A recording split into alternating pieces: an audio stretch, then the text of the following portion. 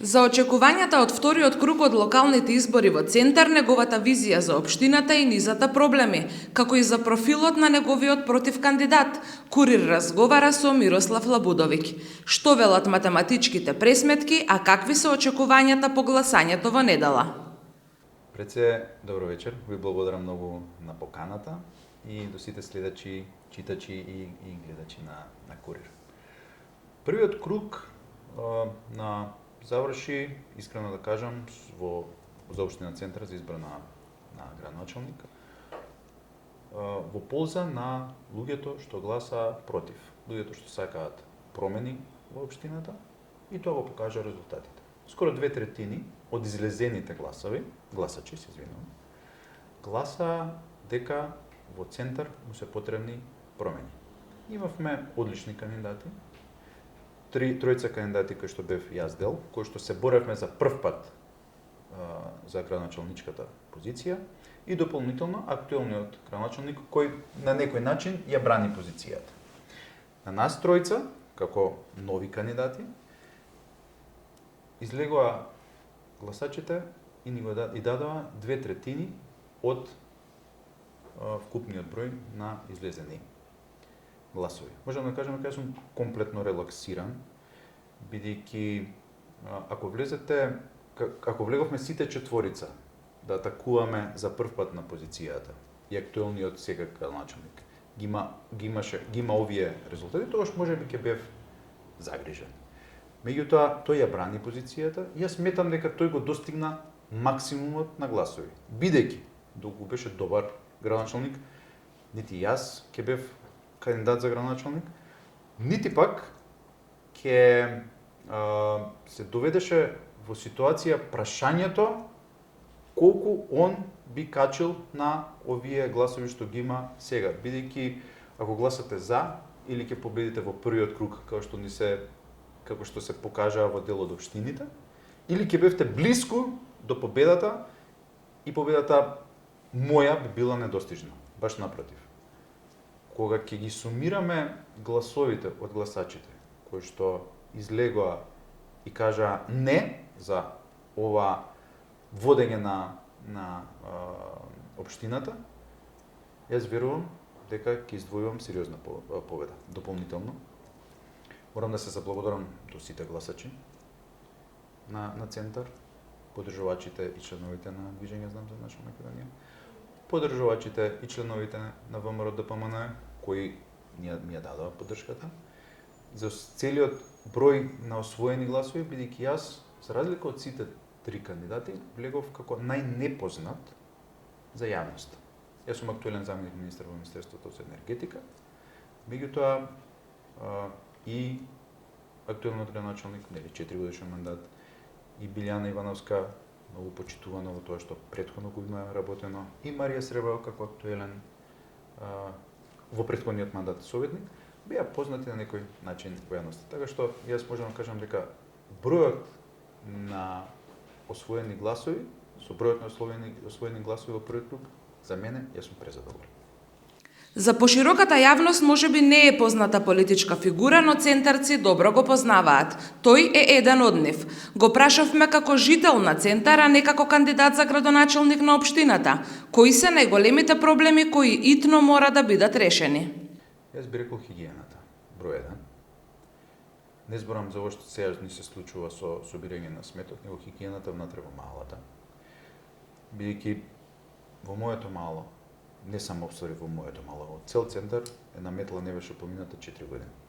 Беа запоставени малата, општината има механизација, не ја видовме по улиците и по малата да го собира тој прав, тој генериран отпад, што самиот град го ствара. Дополнително би истакнал безбедноста, не само во сообраќајот, зборуваме и во домувањето, и во училиштата. Не грижата за зеленилото, кое што веќе наликуваат, нашите треници наликуваат некоја фудбалски терен во некоја рурална зона во Кана, пожолтено, неодржувано. Едно е, како што велиме, еве оваа година беше сушна година, меѓутоа друго е кога се гледа, кога се одржува, а друго е кога се гледа дека воопшто не се води грижа за зеленилото и не се обновуваат садниците и дрвата. Дополнително го истакнал сериозниот проблем со паркирање во општина Центар. И кога ќе го ставите сето тоа на куп, ќе се види дека општината не се грижала воопшто за потребите на граѓаните и за убавиот и комфорен живот на Обвинува за брутална бетонизација на општината. Центар е рекордер по издадени дозволи за градба. Го обвини Герасимовски за потенцијални заеднички бизниси со поранешниот премиер Зоран Заев и актуелниот прв човек на СДСМ Венко Филипче. Во Центар се случува брутална бетонизација. Гледаме дека СДСМ се грижи, последното упориште на СДСМ остана општина Центар. Моето прашање беше колку бизниси претходниот лидер на предпретходниот Зоран Заев заедно со Горан Герасимовски имаат во Центар и дали Горан Герасимовски има заеднички бизнис со нив во Дубај. Не можете толку брутално да влезете во градба на штета на граѓаните и да не се грижите за јавниот интерес. А јавниот интерес треба да ни е број 1. На големо се зборува дека има некои големи бизнис интереси тука, заедно со одредени струмички бизнисмени и блиски до семејството Заеви.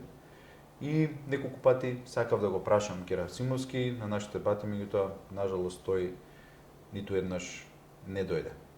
Оно што можам дополнително да кажам, жал ми е што еден кандидат за градоначалник кој добил поддршката по втор пат од СДСМ, првиот пат во 2021 година, тогаш му одговараше поддршката на СДСМ, сега виде дека во првиот круг СДСМ лошо стои, сега пробува да се трне и да се одметне.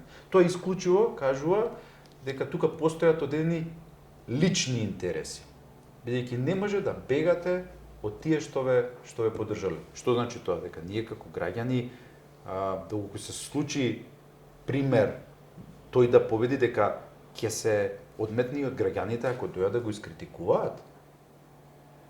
Што е причината? Не може да се трнете од тие што ве поддржале. Тој е актуелен претседател на општинската организација на СДСМ Центар. Ова му е втор мандат. И он не може да се тргне од влијанието на СДСМ колку и да сака сега. Бидејќи не може да се повлекувате со каков авторитет, со каков интегритет, со каков кредибилитет ќе излезете на граѓаните од кои што им ја барате поддршката од СДСМ, тие викате, вие велите јас не сакам повеќе да бидам во тоа семејство, исклучиво од личен интерес да пробате некаков подобар резултат да направите. Како и цело Скопје, така и Центар се соочува со проблеми кои се несвојствени да бидат тема на разговор во 21. век. Еден од нив е состојбата со отпадот. Лабудовиќ оцени дека ова не е политика, ова е аларм за итност и иако не е надлежен, презеде одредени чекори. Одговара како може најлесно да се реши овој проблем. Целата таа одговорност е на комунална хигиена во рамките на град Скопје. Што се случува таму, не можам со сигурност да кажам. Видовме дека надлежните органи одредено постапија према раководството на комунална хигиена и ни ќе се надевам дека ќе има одредена изјава која што ќе каже причината што се случува со собирање на отпадот. Многу ми е жал што Скопје не е ова прв пат да го видиме, пред година-две го имаше истиот проблем и не сме научиле лекцијата. Затоа верувам дека со изборот на Орце Георгиевски овој проблем за многу брзо време ќе биде надминат. Бидејќи кога раководите со едно предпријатие, вие морате да ги сервисирате редовно сите, ајде кажем, машини што се во ваша надлежност за да може да оперирате со нив. Редовниот сервис, предиктивниот сервис. Сето тоа мора да биде редовно правено за да може да постапувате. Независно сега зборуваме за собирање смет и за чистење за улици, и за наводнување и ред други ствари. Проблемот е едноставно решлив. Добар менеджмент на комунална хигиена. Подобар ред во целата таа приказна И тука завршуваме. Целата наша активност како политичари, бидејќи јас сум дел и од владата како заменик министер за енергетика, сите пробавме да направиме некакви контакти што ги имаме за да помогнеме тој смет да се собере. Ангажиравме јавни предпријатија од другите општини од Македонија кои што имаат лиценца за собирање на смет, например јавното предпријатие Чистота од Куманово, кој што е лиценциран оператор за собирање на смет и тоа е според член 12 и 20 од законот за јавна чистота и за законот за управување со смет. Така што пробавме потенцијалната зараза што почна да му се случува на Скопје и наезда на глодари да ја стопираме. Со чиста добра намера. Бидејќи видовме сериозен број на глодари и гладарите, присуството нивно и во вакви ситуации и во нормални, тоа значи дека и претходно не било добро постапувано за тие процеси на дезинфекција, дератизација и за да бидат уништени, така да кажам. Така што излегувањето на терен на сите кандидати за градоначалници, вклучувајќи мене, јас во позиција на заменик министер за енергетика беше да го ублажиме тој потенцијален момент на ширење на зарази. Најавува проект кој е символ за грижа за највозрасните сограѓани. Што е предвидено за пензионерите? Тука би кажал на повеќе категории, бидејќи општината треба да се грижи највеќе за тие кои што највеќе им е потребно. Тоа се пензионерите, тоа се лицата со посебни потреби, тоа се најмладите. Тоа се ранливите категории. За пензионерите планираме за секој нов пензионер еднократна поддршка или помош од 12.000 денари и дополнително 7.000 денари поддршка годишно за секој пензионер кој што е во најниската група на пензии. Дополнително планираме сите тие работи кои што се за мотивација на пензионерите да излезат од дома, проактивност во пензионерските собиралишта. Имаме уште еден проект, го нарековме Здравствен хаб. Тоа се дигитализирани единици кои што ќе бидат поставени на одредени затворени локации за да може да ги спречиме од одреден вандализам, каде што ќе можете да се провери одредени параметри во крвта, да се измери притисок и да најдеме начин како да го поврземе тоа со матичниот доктор на пензионерот, за доколку има проблем, пензионерот да отиде кај матичниот доктор, да се провери уште еднаш или да му се препише соодветна терапија. Тоа е од идејата да се намали таа бирократска работа што се случува кај матичните доктори, таа гужва, бидејќи јас кај пензионерите го гледам оној момент на желба за подолг живот, и тие почесто одат со секоја мала чувство на нелагодност одат кај матичните доктори, вака на одредени локации со повици, каде што ќе имаме и лекари, да ќе направат тие први прегледи, така да кажам. Тоа би се случувало еднаш месечно, два пати месечно, три пати, се во зависност од интересот на пензионерите, а јас верувам дека тој интерес ќе биде голем, баш од таа причина што кажеме од желбата за подолг живот. Освен грижата за најстарите, најавува и посебна грижа за најмалите жители на Центар – децата.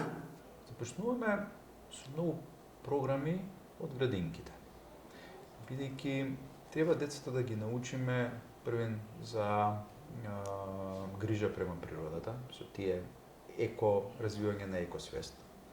За дечата во основните училишта планираме активирање на секциите кои што беа во нашето време, кај што децата ќе изразат својата креација, својот креативен момент, кој што мислам дека изминатите години некако е недоволно изразен, недоволно мотивирачки кај децата, бидејќи може кај некој дете некој талент да остане скриен и никогаш да не го изрази, а тоа ќе биде жал за една особа.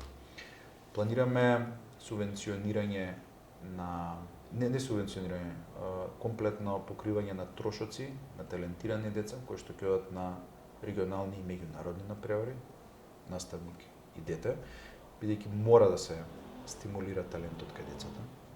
Планираме одредени средства за набавка, тоа се субвенции за набавка на таблет и на лаптоп. И уште дополнителни работи кои што би биле во делот на ранливите категории, кои што сакаме да им помогнеме во однос на оброци во градинките и во училиштата, на еднородителските семејства, буквално на сите оние семејства на кои што општината реално може да им помогне. Реконструкцијата на фасадите која ја најави нема за цел само да има поубави градби за око, туку и енергетска заштеда. Со поддршката која ја најавува покажа дека не му е важно граѓаните да живеат само во убави, туку уште поважно во безбедни згради. Затоа реков на почеток безбедноста во домувањето. Кога зборуваме за безбедност, тие веќе дотраени стари фасади се одрунуваат. Не планираме да правиме шпинка, него баш да ги подобруваме условите на живот во зградите. Што значи тоа? Тргнуваме од промена на фасадите да бидат енергетско ефикасни. Меѓутоа, пред да стигнеме само да ја смениме фасадите, треба да направиме еден регистар на згради и категоризација и типизација на зградите да знаеме како да им пристапиме. Не е само ставете 5 см или 7 см стиропор, него баш напротив. Со добра анализа, која зграда, каква промена треба да претрпи.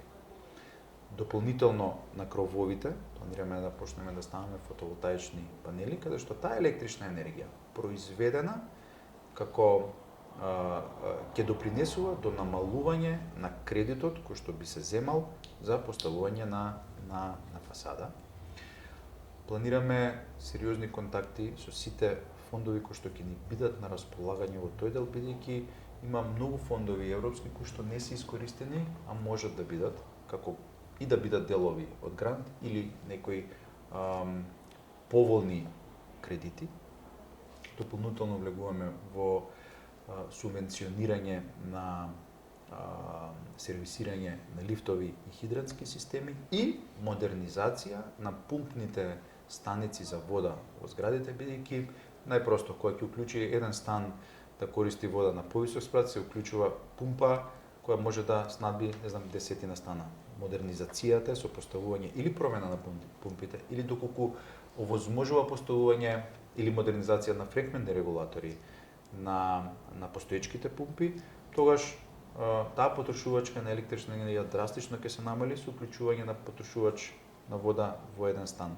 Ќе потроши електрична енергија доволно да го снабди само тој потрошувач. Така што тоа е еден сериозен пакет на мерки кои што на долг рок граѓаните сериозно ќе го почувствуваат врз својот буџет во намалување на давачки за енергенси.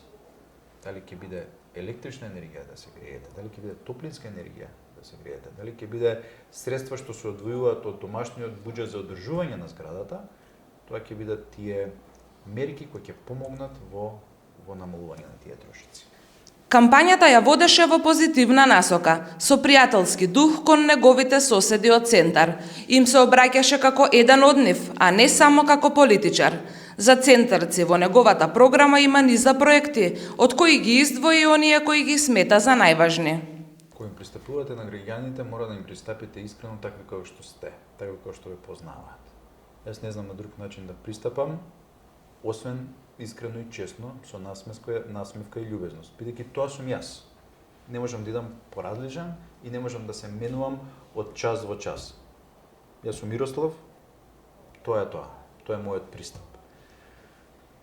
Имаме проекти кои што гледаме како да го подобриме животот на граѓаните.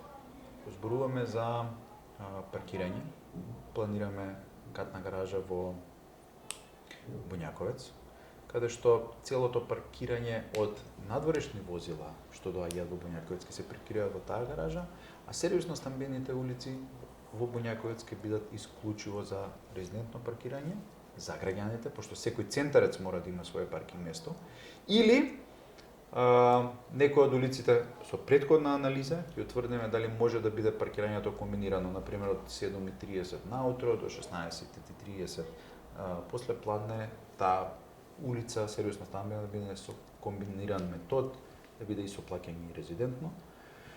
Дополнително се планира долго најавувањената општинска зграда, која е уцртана во ДУП уште 2012 година, со уште тогаш предвидени 300 паркинг места подземни, да се реализира. Тука го оплеменуваме тој простор, се заменуваат тие бараки што после земјотресот од 1963 година, каде што горе, нели, ќе има административна зграда, бидејќи на вработените во општините мора да им обезбедите нормални услови за работа, доколку сакате да имате квалитетни резултати. И тоа ми е пристапот према сите работи. Мора услови да се обезбедат за да очекуваме резултати.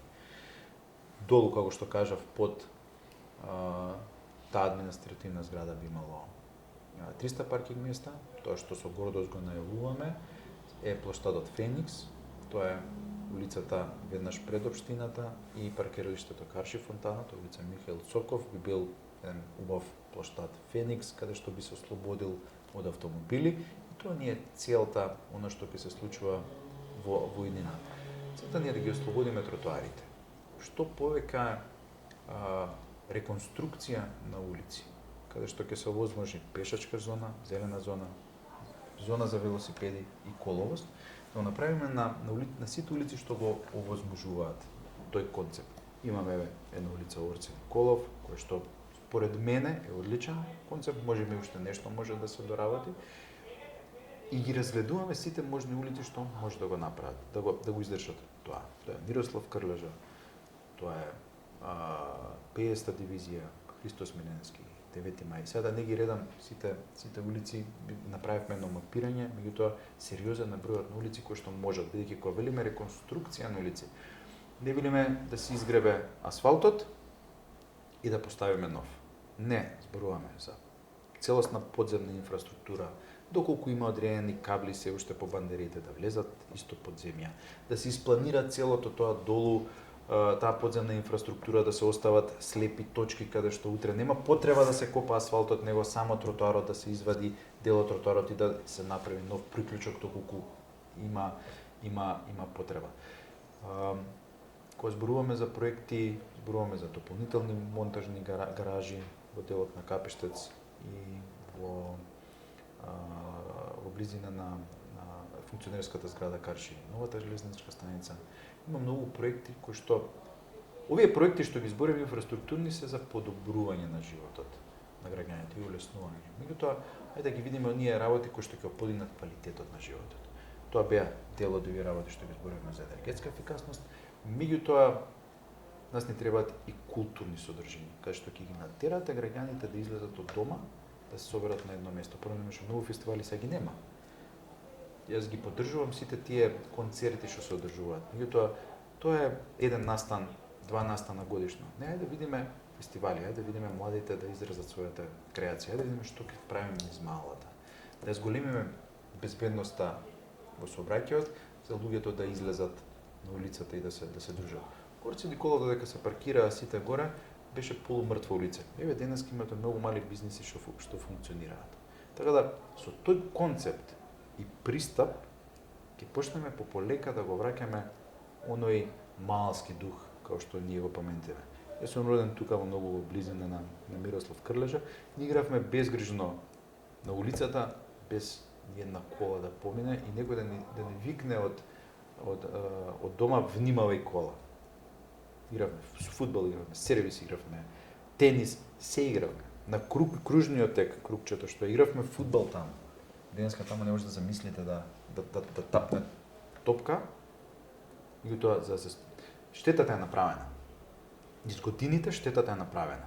Ајде видиме дали можеме од таа штета и колку можеме да поправиме, за да повторно луѓето да ги извадиме во малата, да убав муавет. Да се симнат комшиите, да не седат затворени пред дома и да гледаат телевизија, него се симнат пред зградите, да симнат пред куќите, како што беше тоа пора. Неговиот противкандидат е актуелен градоначалник на Центар. Тој имаше 4 години можност да покаже како работи. Го прашавме Лабудовиќ како ја оценува работата на Герасимовски во општината за која двајцата се борат. Тој не препознава кај него квалитетно, туку кампањско работење. Јас не можам да го оценам 4 годишниот мандат. Би можел да го оценам 4 месечниот период на негов ангажман. Останатите 44 месеци, така да кажам, воопшто не беше присутен со ниту еден на негов ангажман за да ги промени работите во Центар. Во последните 4 месеци видовме како се ставаат жолти ракавици и како се слика пред контейнер да чисти или ги користи за кампања, што не е дозволиво, службите на ПОЦ да снимаат каде чистат. Па тие депонии требаше да бидат исчистени и да не се дозволи да се направат депонии доколку редовно беше сервисирано. Многу ми е жал што некој мисли дека граѓаните се со многу кратко памтење. Граѓаните на Центар итекако добро знаат да проценат што е квалитетно, редовно, континуирано работење, а што е кампањско. Ние од актуелниот градоначалник видовме што е кампањско работење само за кампањава. Така што секој одлучува како мисли дека треба да направи и како мисли дека треба да работи. Јас ќе бидам се што тој не е. Тој не е добар работник, тој не е фокусиран за општината.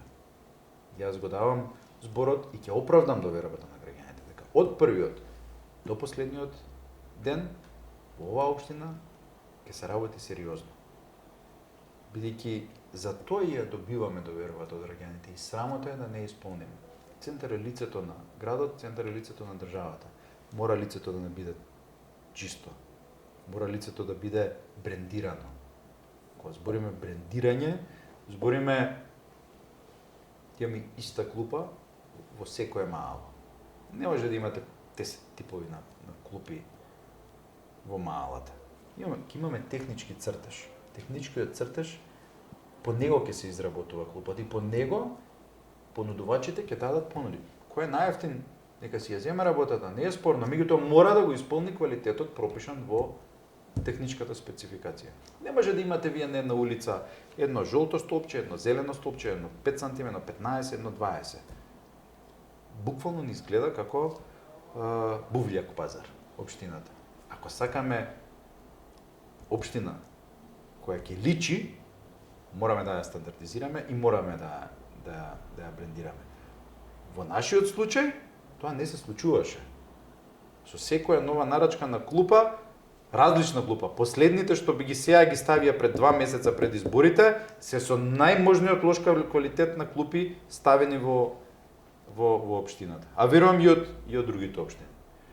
Така што, пак ќе повторам, секој одлучува како мисли дека треба да работи, тоа се може и навики, меѓутоа ние тоа што ќе работиме е многу поразлично од ова што сега се случуваше во општината.